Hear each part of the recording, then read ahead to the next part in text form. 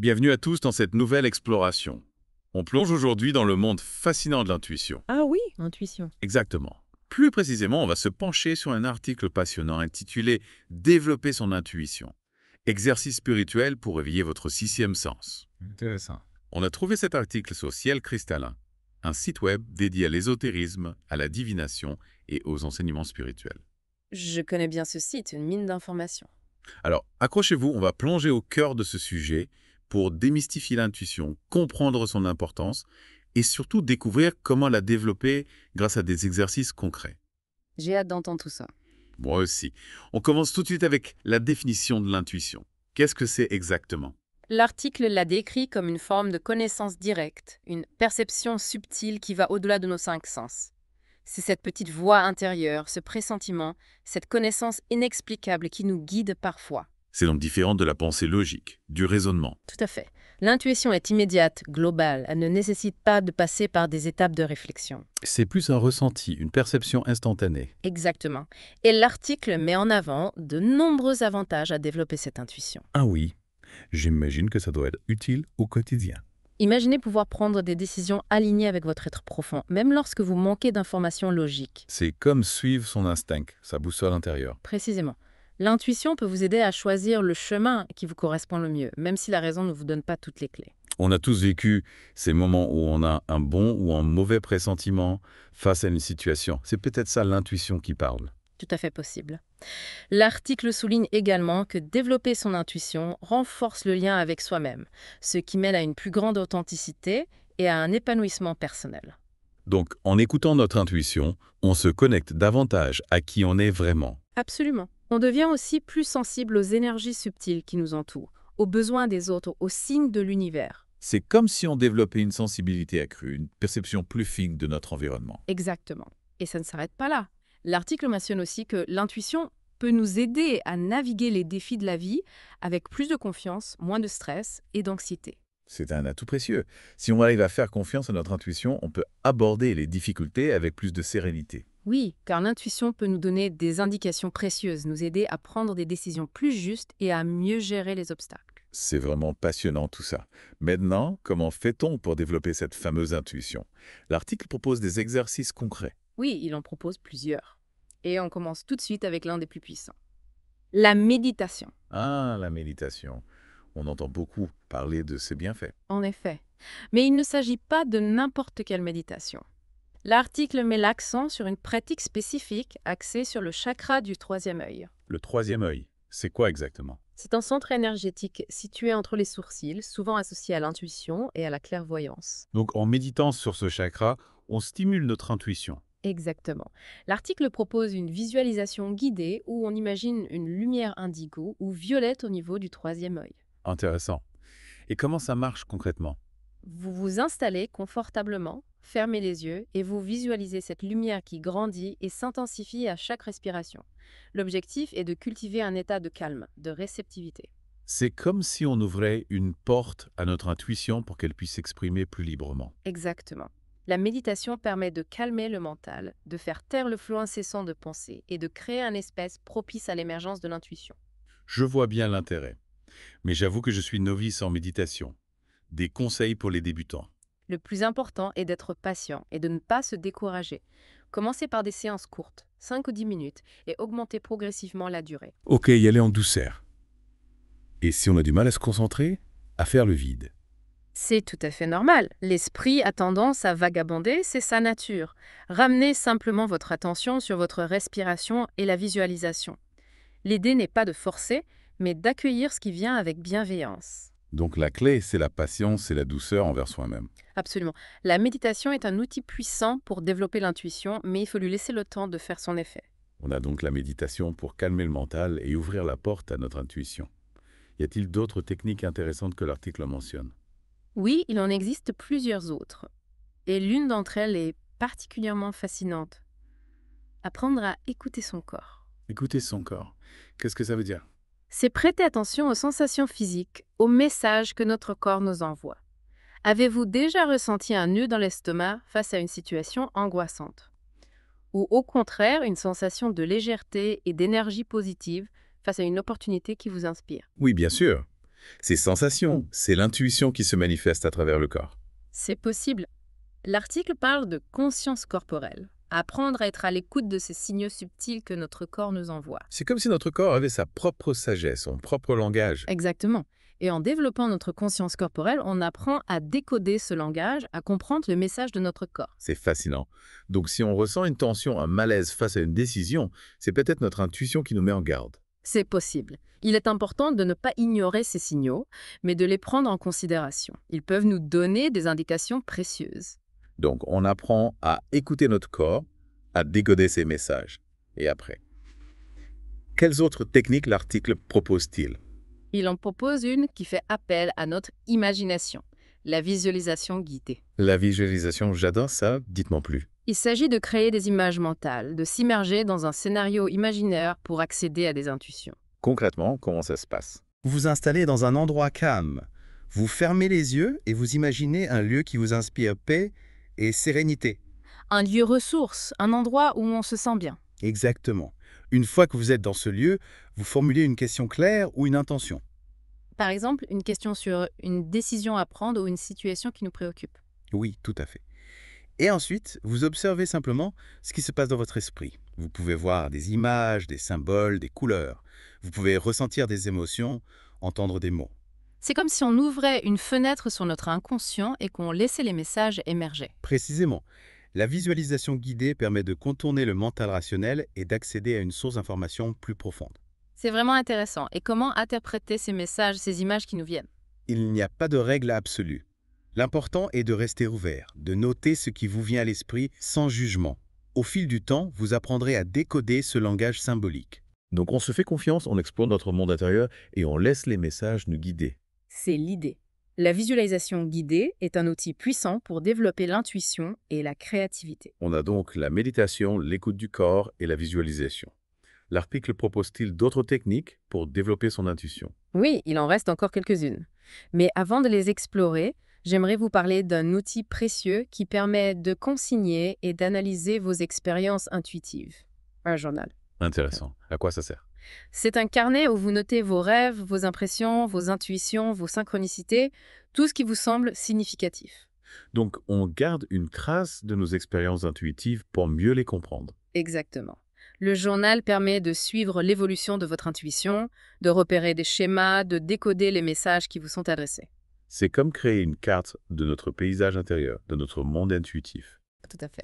Et en relisant vos notes, vous pourrez identifier les moments où votre intuition vous a bien guidé, les types de messages que vous recevez, les situations qui stimulent votre sixième sens. C'est une excellente idée. J'ai hâte de commencer mon propre journal intuitif. Y a-t-il des conseils pour bien l'utiliser? Soyez spontané, notez tout ce qui vous vient à l'esprit sans censure, n'essayez pas d'analyser ou d'interpréter sur le moment, laissez simplement les choses se déposer. Ok, donc on laisse parler notre cœur, notre intuition, sans se prendre la tête. Exactement. Le journal est un espace de liberté, d'exploration. J'adore ça. On a donc la méditation, l'écoute du corps, la visualisation et le journal intuitif. Que nous réserve encore cet article passionnant? Il nous propose un exercice amusant pour tester notre intuition au quotidien. L'exercice de prédiction. La prédiction, on devient devin. Pas forcément. Il s'agit de faire de petites prédictions sur des événements quotidiens et de voir si elles se réalisent. Pour exemple, Qui va vous appeler aujourd'hui? Quelle couleur de chemise portera votre collègue? Quel sera le plat du jour à la cantine?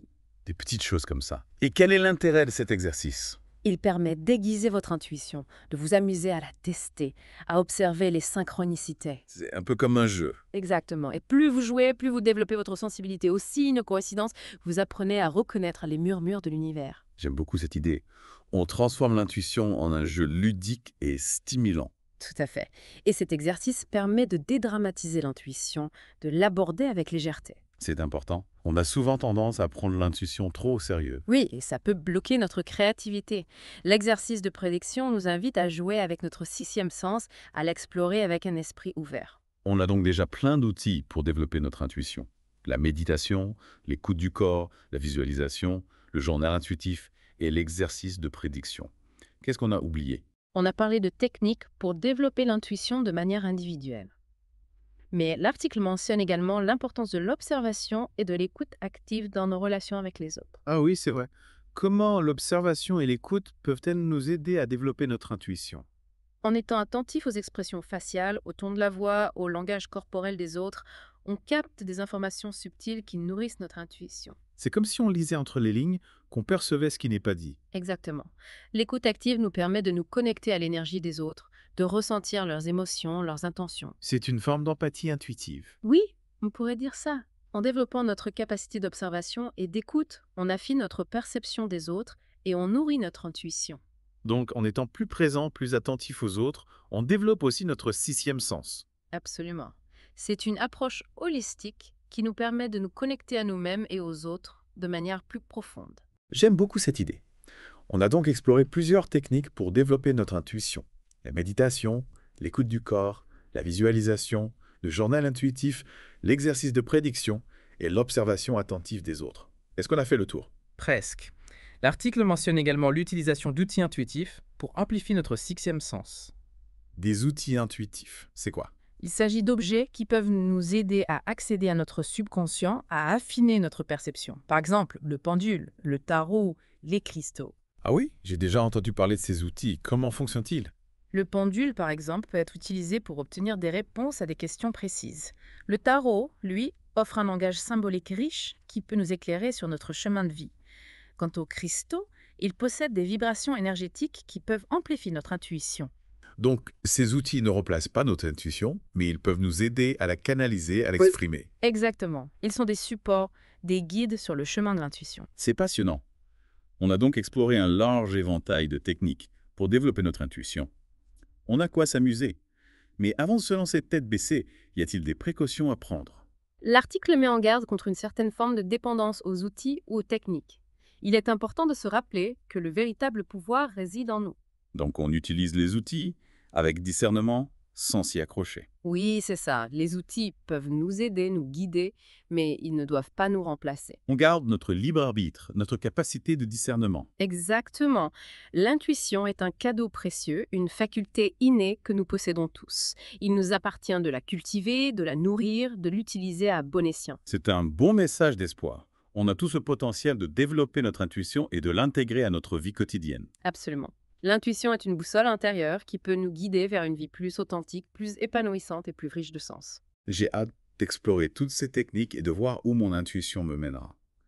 Et vous, chers auditeurs, n'hésitez pas à partager vos expériences, vos découvertes, vos questions. L'aventure de l'intuition ne fait que commencer. À bientôt pour la suite de nos explorations. Alors, on a vu ensemble des techniques pour éveiller son intuition, des exercices pour la muscler si on veut. Exactement. La méditation, l'écoute du corps, la visualisation, le journal intuitif. On a de quoi s'amuser.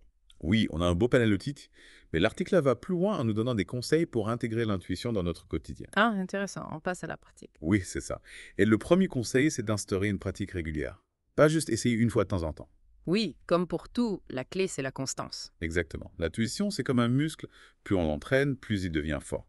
Donc, on intègre ces exercices dans notre routine petit à petit. Ok, on s'y met sérieusement. Mais qu'est-ce qu'on fait quand notre intuition nous dit une chose et que notre logique nous dit le contraire? Ah ça, c'est le deuxième conseil important. Faire confiance à son intuition, même si ça n'a pas de sens d'un point de vue rationnel. C'est pas toujours facile. On a tendance à se fier à notre logique, à nos habitudes. Oui, c'est normal. Mais l'article nous encourage à écouter cette petite voix intérieure, même quand elle nous semble bizarre. On apprend à se faire confiance, à suivre notre instinct. Exactement. Et parfois, on va se tromper, c'est normal. Mais au fur et à mesure, on affine notre intuition, on apprend à la reconnaître. C'est un apprentissage. On se perfectionne avec le temps. Tout à fait. Et il faut aussi être ouvert aux différentes formes que l'intuition peut prendre. Ah oui, c'est vrai. Ce n'est pas toujours une voix claire et précise dans notre tête. Non, pas forcément. Ça peut être une image, une sensation, une coïncidence, un rêve. C'est comme un langage codé qu'il faut apprendre à déchiffrer. Exactement. On doit être attentif aux signes, aux synchronicités, aux messages qui nous entourent. Ça demande de la patience, de l'observation. Oui, c'est un travail de tous les jours. On apprend à observer notre environnement, nos émotions, nos pensées. Et finalement, l'article insiste sur un dernier point important. Trouver l'équilibre entre l'intuition et la raison. Oui, c'est l'essentiel. On ne rejette pas la logique, on l'intègre à notre intuition. On utilise les deux, la tête et le cœur. Précisément. L'intuition nous donne des impulsions, des directions. La raison nous aide à les analyser, à les mettre en pratique. C'est comme une collaboration entre deux forces complémentaires. Exactement. L'une sans l'autre, on risque de se perdre. Ensemble, elles nous guident vers une vie plus riche, plus alignée avec notre être profond. J'aime beaucoup cette image. C'est une belle invitation à l'harmonie, à l'équilibre. C'est ça. Et n'oubliez pas, développer son intuition, c'est un voyage personnel. Il n'y a pas de recette miracle, de chemin tout tracé.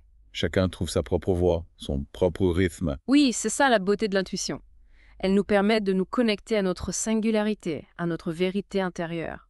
On explore, on expérimente, on apprend à se connaître. Exactement.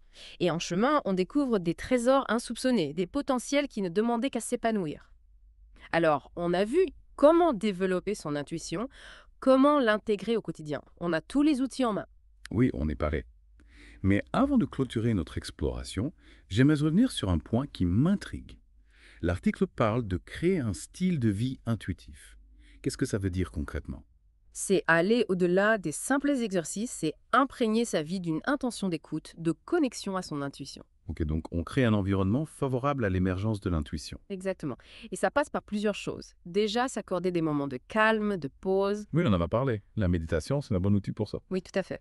Mais ça peut être aussi simple que de prendre quelques minutes chaque jour pour se poser, respirer, se reconnecter à soi. Se déconnecter du monde extérieur pour se connecter à son monde intérieur. Précisément. L'article parle aussi de l'importance de se reconnecter à la nature. Ah oui, la nature. Un grand classique. Oui, mais tellement puissant. Se promener dans la nature, observer les arbres, les fleurs, les animaux, ça nous permet de nous ressourcer, de nous recentrer. De retrouver un rythme plus naturel, plus en phase avec notre être profond. Exactement. Et puis, il y a aussi l'importance d'écouter son corps, ses besoins, ses rythmes. Oui, on a déjà évoqué la conscience corporelle, c'est essentiel. Oui, savoir quand on a besoin de repos, de mouvement, de solitude, de connexion, c'est respecter sa propre sagesse intérieure. C'est s'accorder à ses propres cycles, à son propre tempo. Précisément. Et tout ça contribue à créer ce style de vie intuitif, cet espace où l'intuition peut s'épanouir naturellement. Donc on prend soin de soi, on nourrit son corps, son esprit et son âme. Exactement. Et on aborde l'intuition avec un esprit ouvert, curieux, ludique. Oui, pas besoin de se prendre la tête. On expérimente, on joue, on s'amuse. C'est ça l'esprit. L'intuition n'est pas un dogme, c'est une exploration, une aventure. Un cheminement personnel, unique à chacun. Exactement. Et en chemin, on apprend, on grandit, on se transforme. On découvre des facettes de nous-mêmes qu'on ne soupçonnait pas. C'est une belle invitation à se lancer, à explorer son potentiel intuitif. Merci pour tous ces précieux conseils. Chers auditeurs, on espère que cette exploration vous a inspiré, vous a donné envie de développer votre propre intuition. N'oubliez pas, la clé, c'est la pratique, la confiance en soi et l'ouverture d'esprit. Alors écoutez votre petite voix intérieure, explorez votre monde intérieur et laissez-vous guider par la magie de l'intuition. À bientôt pour de nouvelles aventures. Si vous avez aimé, abonnez-vous à la chaîne et n'oubliez pas de cliquer sur la cloche pour ne rater aucune notification. Vous pouvez également nous suivre sur Facebook et X pour plus de contenu exclusif. Et pour aller encore plus loin dans votre voyage spirituel, visitez cielcristallin.com, où vous trouverez des articles, des guides et bien plus encore pour nourrir votre chemin intérieur. À très bientôt chez les éclaireurs.